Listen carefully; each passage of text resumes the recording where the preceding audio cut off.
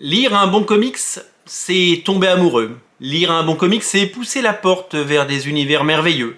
C'est plonger dans un océan de découvertes, c'est rêver, c'est rire, c'est entendre battre son cœur plus fort, plus vite.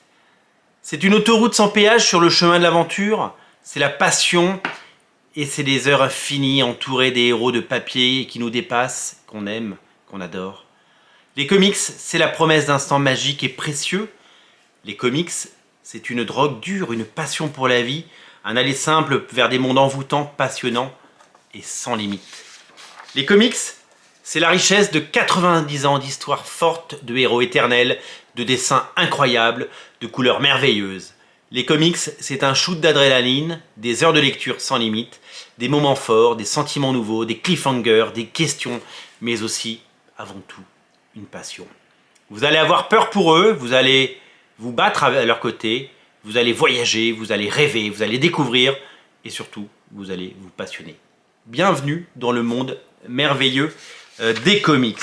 Mais pour débuter les comics, eh bien, il faut entrer dans cet univers. Il y a 7 ans ou 8 ans maintenant, nous avons fait une vidéo, j'ai fait une vidéo, j'avais beaucoup plus de cheveux, une vidéo qui expliquait comment débuter les comics avec quelques conseils de lecture et quelques conseils pratiques surtout pour essayer de mieux s'y retrouver dans cette jungle absolument incroyable.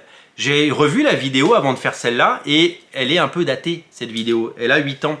D'abord, je pense que j'ai gagné en assurance et en éloquence et j'espère pouvoir vous passionner à nouveau puisque cette vidéo avait fait plus de 90 000 vues et j'espère pouvoir en faire autant et peut-être convaincre quelques-uns d'entre vous de pousser la porte d'une librairie et de découvrir ce monde incroyable. Alors c'est pas facile hein, de rentrer dans les comics, ça c'est sûr, c'est pas facile, il y a beaucoup de choses, on l'a dit, il y a 90 ans d'histoire, il y a des centaines de titres, il y a des mots barbares comme des relaunch, des reboots, des ultimates, des Terre 1, des réalités parallèles, des crises, des choses qu'on ne comprend pas, mais qui fascinent. C'est très compliqué, mais quand on explique les choses et quand on se fait conseiller, eh bien, on y voit plus clair. Et nous, on est là pour ça, nous libraires, vidéastes, influenceurs, appelez-nous comme vous voulez, youtubeurs, nous sommes là pour vous guider et puis pour vous expliquer. Et on adore répondre à vos questions. J'ai envie de découvrir tel ou tel personnage, qu'est-ce que je peux lire? Alors, le postulat de départ, vous le connaissez, hein, les comics sont partout. Ils sont dans tous les supermarchés, dans toutes les boutiques, sur de la vaisselle, sur des mugs, sur des lunchbox. Les films sont omniprésents. On annonce la fin des films depuis plus de 20 ans et ça fait 20 ans qu'ils dominent le box-office avec des succès de plus en plus énormes. Ça a commencé avec le premier X-Men et ça a commencé même avant avec Blade. Et ça continue puisque le deuxième Black Panther, Wakanda Forever, est un succès. Et que les films qui sont annoncés pour l'année prochaine vont cartonner également. Les séries télé, Disney+, tout ce qu'on nous propose aujourd'hui, l'offre, elle est folle. Le problème, c'est que on compte les personnes qui vont au cinéma par millions, plus de 3 millions pour le deuxième Black Panther, mais le comics reste un marché de niche. Les personnages sont connus, la matière, elle est devant vous, l'offre, elle est gigantesque. Et là, on a de la chance parce que le comics, c'est un petit marché de passionnés, d'irréductibles. Quand on voit qu'il y a quasiment 80 bouquins qui sortent tous les mois, il y en a pour tout le monde, il y en a pour tous les goûts, il y en a pour tous les prix, il y en a pour toutes les bourses. On se rend vraiment compte que on a de la chance d'avoir un secteur aussi dynamique pour un lectorat aussi petit, mais passionné, mais investi, habité d'une mission et surtout fidèle. Les comics, c'est la jungle. Comment débuter Spider-Man, comment débuter Batman, comment débuter telle ou telle série, comment transformer un spectateur de cinéma en lecteur de comics. C'est là toute la difficulté. Les éditeurs ont essayé à coup d'offres promo, à coup d'opérations estivales, à coup de collections spéciales, à coup de rééditions à bas prix, à coup de livres de poche, les Urban Nomades. Et à chaque fois, eh bien, ça marche sur le moment, mais les lecteurs ne restent pas. C'est toujours très très compliqué. Les comics n'ont pas la même logique commerciale que les mangas, par exemple, qui dominent le marché. Si vous prenez le premier tome de Naruto et le premier épisode de l'animé, eh bien c'est la même chose. Si vous prenez le premier épisode de Dragon Ball en animé et le premier manga chez Glénat, eh bien c'est la même histoire. Il y a des petites variations, mais c'est la même histoire. On voit que certains comics arrivent à reproduire ça avec Walking Dead ou Invincible, qui sont aujourd'hui des succès de librairie, à la fois aux États-Unis et en France, parce que ça suit le modèle de ce qu'on voit à l'image. Mais on ne peut pas tout jeter, on ne peut pas dire c'est nul, c'est pas la même chose quand on regarde un film Avengers ou un comics Avengers. Les comics, c'est 90 ans d'histoire, on l'a dit, et c'est aussi la force de ce média. Les comics, c'est très compliqué parce qu'on n'en trouve pas partout. Les comics, tout le monde ne connaît pas. Votre libraire à côté de chez vous peut-être n'en lit pas, ou a un tout petit rayon comics, ou n'en a quasiment aucun, c'est possible. Et puis, vous le savez, dans le livre, à part si on vend des millions de livres, on ne peut pas faire de la publicité à la télé ou en affichage ou dans la presse, parce que les marges sont tellement faibles sur le livre que si on fait des petites quantités, eh bien, ça ne dégage pas assez d'argent pour pouvoir s'offrir des encarts. Donc ça reste toujours compliqué. Mais heureusement, une fois qu'on a dépeint ce tableau un peu noir, il y a quand même des choses intéressantes. Et ça, c'est quand même génial. Heureusement que derrière chaque lecteur, il y a un comics, et que derrière chaque comics, il y a un lecteur. En gros, il y a un comics pour chaque lecteur. Il y a des perles, il y a des choses incroyables, il y a des choses que vous allez adorer, il y a des choses que vous allez découvrir. Il y a des offres à bas prix. Et puis, nous, on est là. Nous, on est là pour vous conseiller. Moi, à travers mes vidéos, les libraires d'Original Comics, Quentin et les autres dans la boutique. Et puis, vos libraires à côté de chez vous qui vous conseillent. Comme je l'ai dit, lire un comics, c'est tomber amoureux. Et c'est très, très important de lire des choses qui vous plairont. Parce que lire un bon comics, ça vous donnera envie d'en lire plus. Et ce sera la porte ouverte vers d'autres lectures et peut-être une addiction vers tout ça. Alors, moi j'ai des grands principes quand je conseille des comics. C'est que je pense qu'il ne faut pas partir sur des choses qui sont susceptibles de vous soit déplaire, soit vous rebuter. Je pense qu'il faut préparer la viande, si je peux me passer l'expression. Évidemment que si vous lisez en tant que lecteur averti du Jack Kirby, du Alan Moore, du Watchmen, du John Romita Jr., des choses du Frank Miller, du Grant Morrison, du Jonathan Hickman, eh bien, ce sont des choses que vous allez adorer. Mais peut-être que vous n'allez pas les adorer du premier abord. Vous savez, c'est comme quand on écoute pour la première fois le nouveau titre d'un artiste qu'on aime ou qu'on découvre. Eh bien, peut-être que la première fois, le morceau, parce que votre oreille n'est pas habituée, eh bien, vous n'allez pas apprécier. Et puis, à force de l'écouter, et parce que ça commence à buzzer, parce que tout le monde en parle, eh bien, vous allez dire, ah, c'est pas mal finalement, c'est pas mal. Et c'est arrivé plein de fois. Il y a plein de musiques qu'on n'aimait pas trop au début et qu'on a fini par aimer. Il y a plein de films qu'on a vus une première fois et que finalement, on a fini par aimer. Moi, j'ai un exemple très précis, très très précis. La première fois que j'ai vu The Big Lebowski, j'étais aux États-Unis, j'étais malade, j'avais la grippe et je suis allé le voir au cinéma et je suis passé à côté du film et j'ai pas spécialement apprécié. Il a fallu des années après qu'on me dise attends, c'est cool, c'est génial, il faut que tu le revoies. Et je l'ai vu avec un œil complètement différent. D'abord, j'avais grandi et puis j'avais vu plein d'autres films, ma culture cinéma avait grandi et j'ai vu The Big Lebowski. Je me suis dit mais putain, ce film est génial, pourquoi je suis passé à côté? Bon, j'étais très malade le jour, la première fois où je l'ai vu, ça explique beaucoup de choses. Je pense donc qu'il faut éviter les monuments de la bande dessinée qui font peur, qui sont un peu lourds, qu'on vous dit « Ah ben attends, faut lire ça !» Je pense que c'est pas une bonne idée de mettre Watchmen entre les mains d'un jeune lecteur ou d'un nouveau lecteur. Parce que Watchmen, c'est une époque, même si c'est révolutionnaire et que ça a transformé des comics à tout jamais, comme le Dark Knight Returns de Frank Miller, eh bien peut-être que le dessin de Dave Gibbons va vous rebuter et peut-être que ça va vous donner une mauvaise impression. Je pense qu'il faut le lire, mais plus tard. Il faut d'abord goûter des premières choses avant de manger des plats compliqués.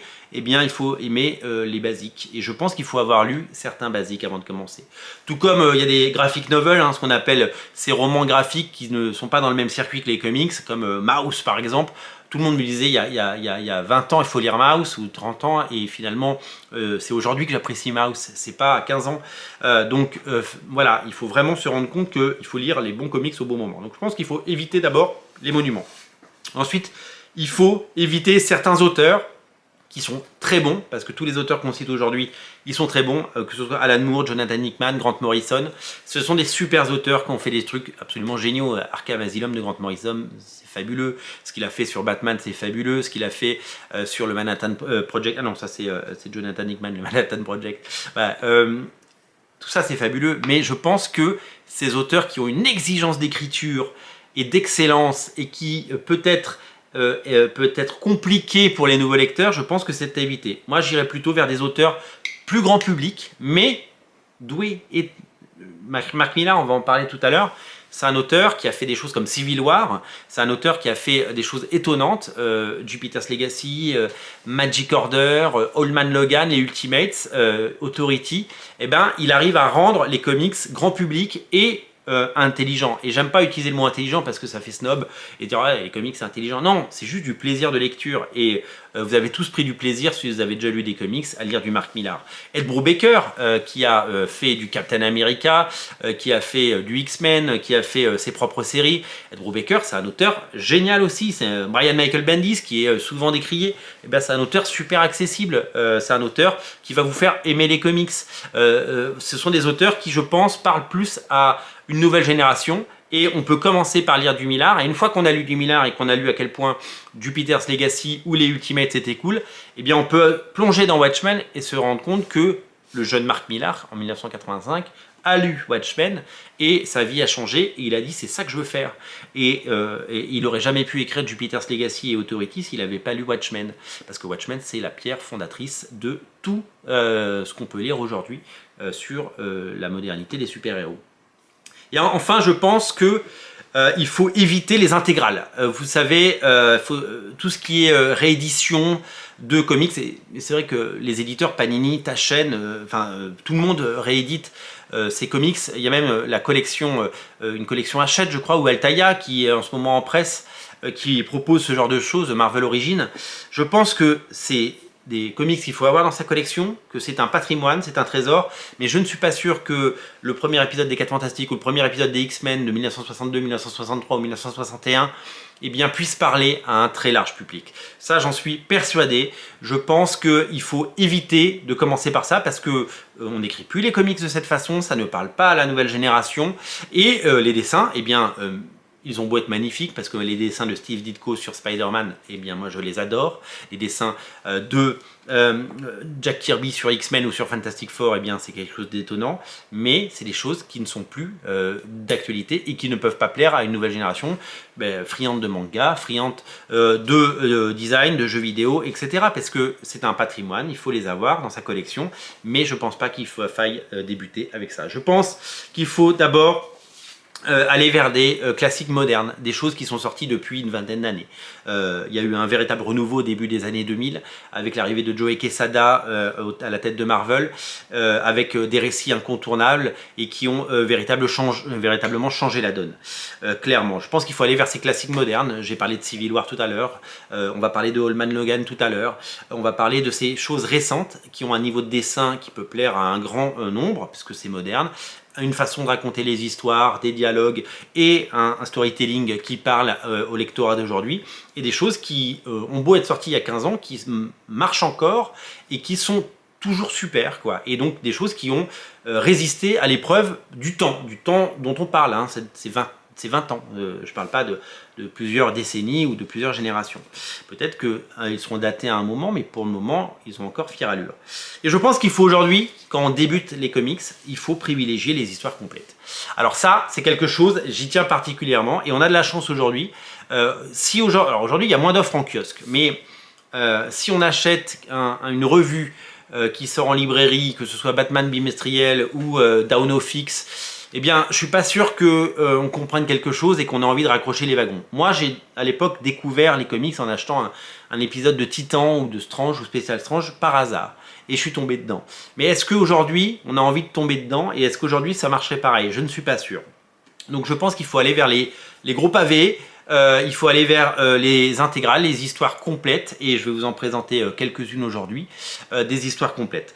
Et ensuite, je pense qu'il ne faut pas parler de format, c'est-à-dire qu'aujourd'hui c'est très compliqué parce qu'on s'y perd. Il y a 80 collections différentes, pas 80, mais je pense que chez Panini, il y a une vingtaine de collections différentes. Je peux utiliser des mots comme omnibus, icons, deluxe, absolute, 100%, ça va pas vous parler. Il faut simplifier le discours, il faut vraiment parler de bouquins, d'intégrales et d'histoires complètes, parce que c'est ce que les gens demandent. Alors, quand on débute les comics, c'est simple, il faut se dire quel héros vous intéresse. Les héros, vous les connaissez à travers les films, à travers le cinéma. Quel héros vous intéresse? Est-ce que vous aimez bien Batman? Est-ce que vous aimez les Avengers, ou Spider-Man, les X-Men, Superman, Iron Man? Quels sont les héros? Et je vais vous donner quelques exemples, hein. On ne va pas faire une liste à l'après-vert de tout ce qu'on pourrait citer, mais je vais vous conseiller quelques titres parce que je pense que c'est symbolique. Et je vous invite dès à présent à poser des questions en commentaire en disant mais moi j'aime Ghost Rider, moi j'aime le Punisher, qu'est-ce que tu me conseilles? Et j'y répondrai avec grand plaisir parce qu'on est là pour ça.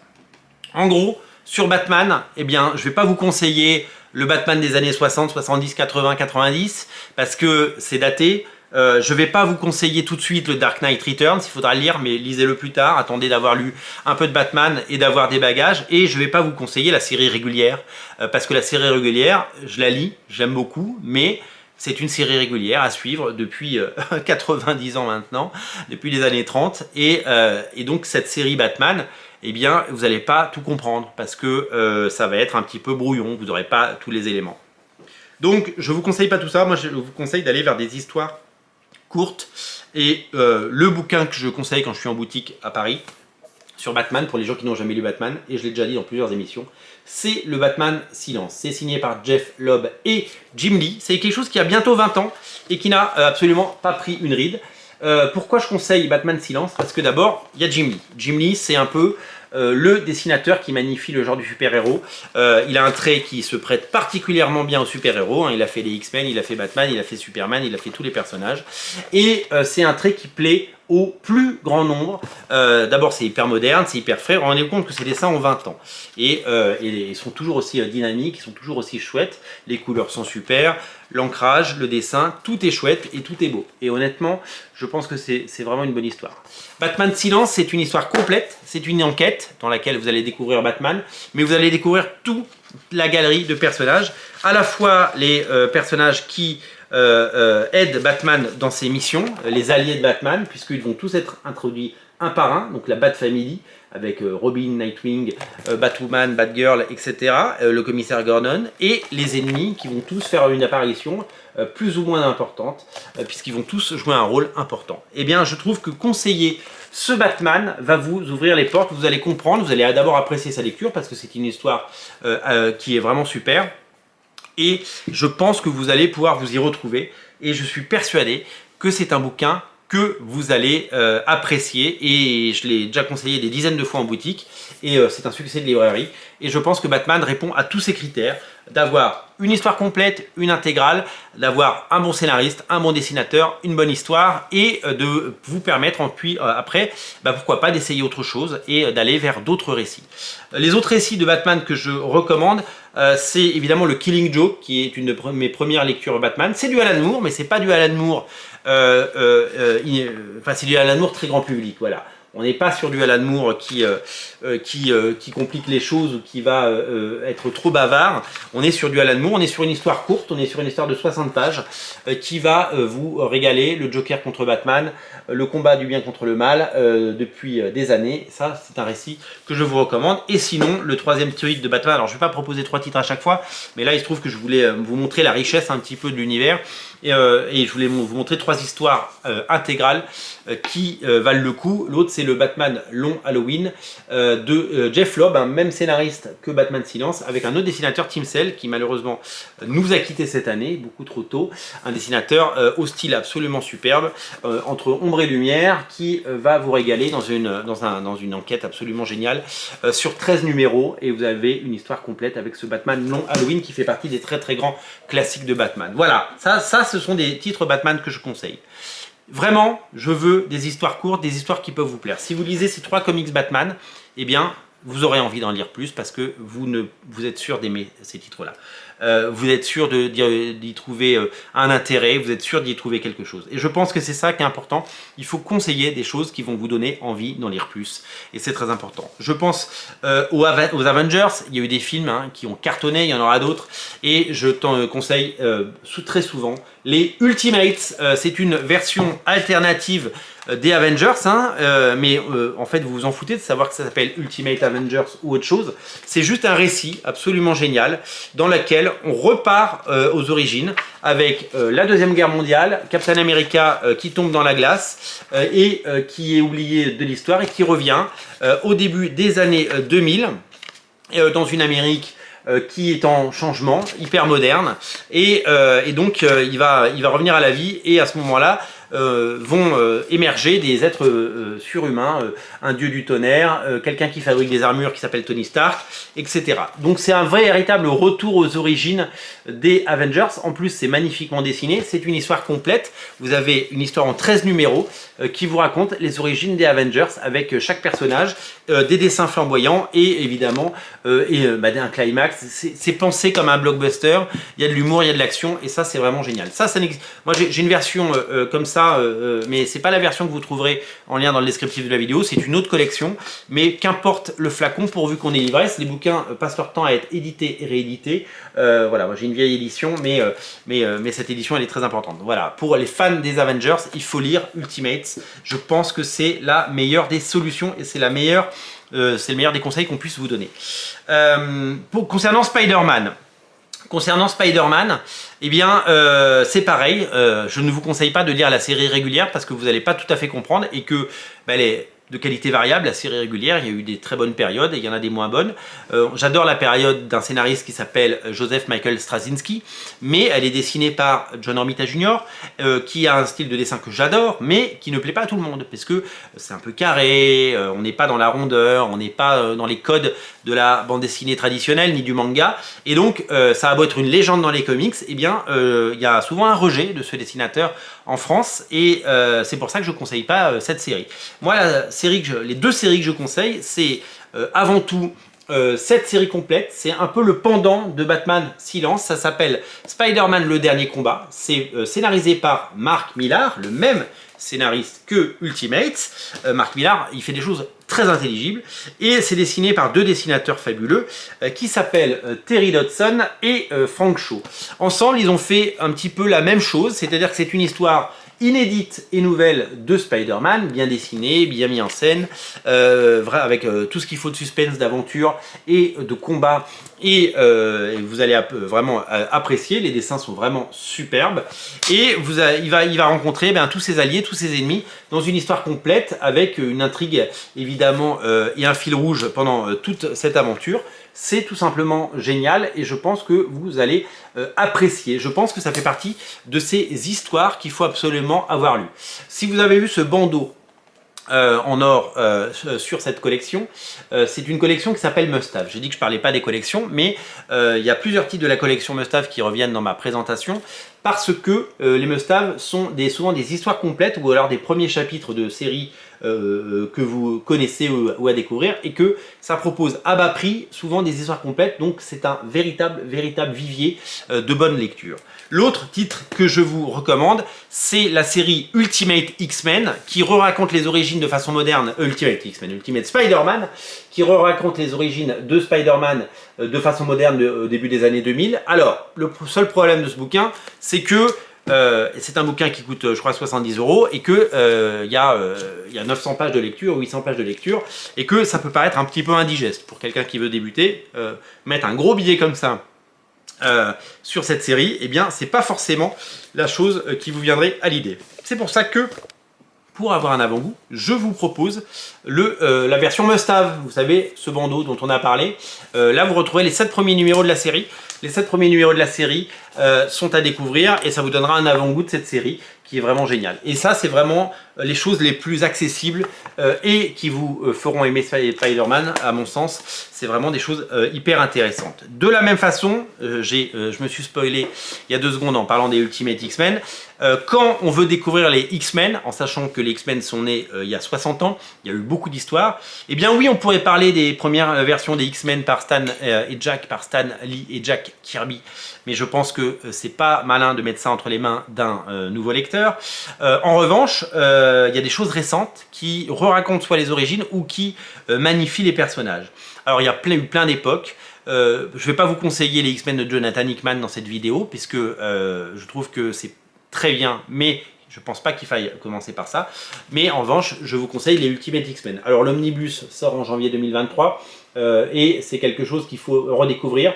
De la même façon qu'avec Ultimate Spider-Man ou Ultimates, on raconte de façon moderne avec des auteurs contemporains les origines des personnages. C'est vivant, c'est moderne, c'est super bien dessiné et c'est hyper accessible pour tout le monde. Vous allez pouvoir redécouvrir les X-Men et les grandes sagas. Évidemment qu'après, que le but après il est d'aller vers des récits classiques comme la saga du Phénix, comme le run de Chris Claremont, mais il faut commencer par quelque chose, il faut un premier goût, il faut un premier croc dans le sandwich pour se dire ça j'aime et j'en veux plus. Et je pense que ces bouquins que je vous présente sont des portes d'entrée absolument parfaites, tout comme l'autre titre X-Men que je vous propose, toujours dans cette collection avec la bande en or, le must-have.